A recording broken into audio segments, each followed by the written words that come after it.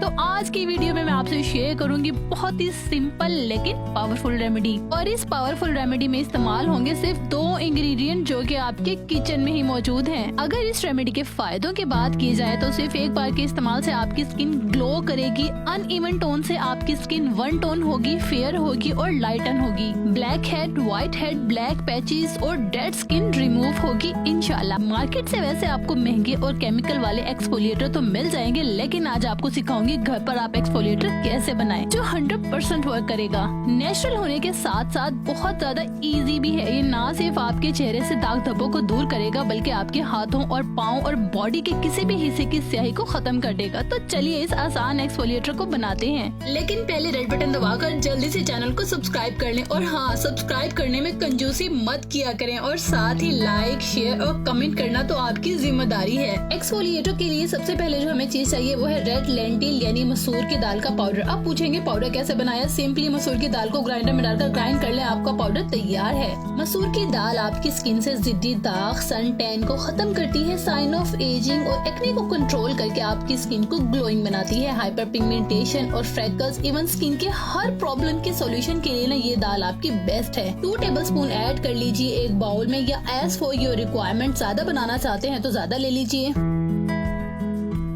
Next add कर लीजिए 2 tablespoon yogurt यानी कि दही। दही आपका जो भी हो, फ्रिज का अगर पुराना दही भी है तो आप इसमें ऐड कर सकते हैं।